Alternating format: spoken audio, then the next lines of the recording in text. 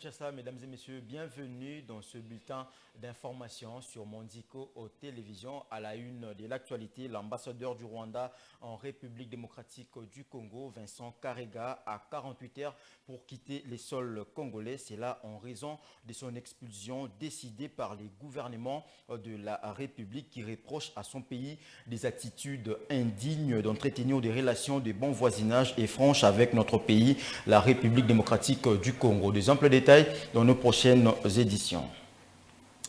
La rentrée judiciaire a bel et bien eu lieu le samedi 29 octobre 2022 à la Cour constitutionnelle. C'est là en présence du président de la République et du gouvernement dans la salle des congrès du Palais du Peuple. Le président de la Cour constitutionnelle, Dieudonné Kamoleta, a retracé dans sa mercuriale les différentes attentes de la nation à l'égard des magistrats en général et de la Cour en particulier avant de décréter la rentrée proprement dite. Suivez un extrait de sa mercuriale.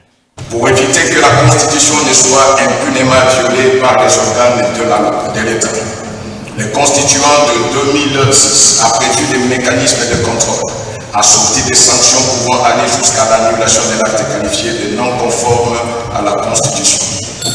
C'est l'occasion pour nous de rappeler le rôle crucial que veut continuer à jouer la Cour constitutionnelle dans l'édification de l'État de droit prôné par le chef de l'État, magistrat suprême, à savoir consacrer la suprématie de la Constitution, la protection et la promotion des droits de l'homme.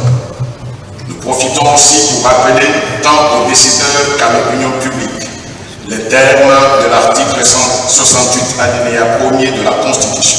Nous citons les arrêts de la Cour constitutionnelle s'imposent au pouvoir public, à toutes les autorités administratives et juridictionnelles, civiles et militaires, ainsi qu'aux particuliers. Que vive la République démocratique du Congo, que vive le pouvoir judiciaire. Poursuivons ce bulletin d'information avec une bonne nouvelle, fin de la grève décrétée par les professeurs d'université depuis le dimanche 30 octobre 2022. Toutes les institutions publiques d'enseignement supérieur concernées devront reprendre les cours de ce lundi 31 octobre 2022, suivant le mot d'ordre du réseau des associations de professeurs des universités et instituts supérieurs du Congo, RAPUCO, en sigle réseau, qui a trouvé une entente avec le gouvernement représenté par le ministre de l'Enseignement supérieur et universitaire, Mouindo Nzangi. Vous aurez les détails dans nos prochaines éditions.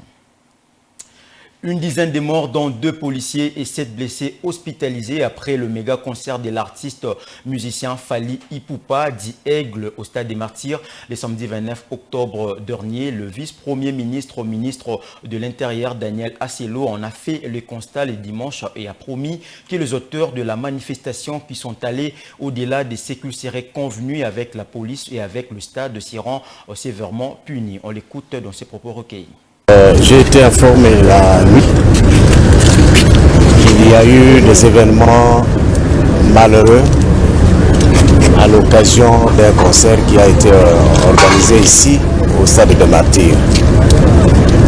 On me parlait de morts et de dégâts matériels importants.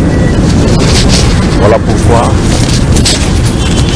mon vice et moi-même, nous avons pu atteindre le responsable, le premier responsable de la police nationale congolaise à ce jour, pour que, avec le commissaire provincial et d'autres responsables de notre police, nous puissions non seulement nous retrouver, échanger des informations sur la question, mais également faire cette descente sur les lieux pour constater ces dégâts au moins matériels à ce moment, parce que les dégâts humains, d'après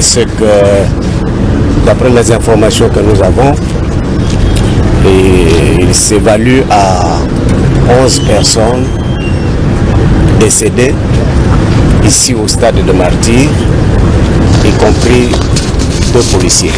Donc, dans les 11 personnes décédées, il y a 2 policiers tombés ici. L'un se serait braqué l'arme sur lui-même et l'autre qui est dans un poste de police dans les environs du stade est allé succomber chez lui à la maison. Fin de ce bulletin d'information. Ne quittez pas vos sièges car l'actualité reste en continu sur Mondico Télévision.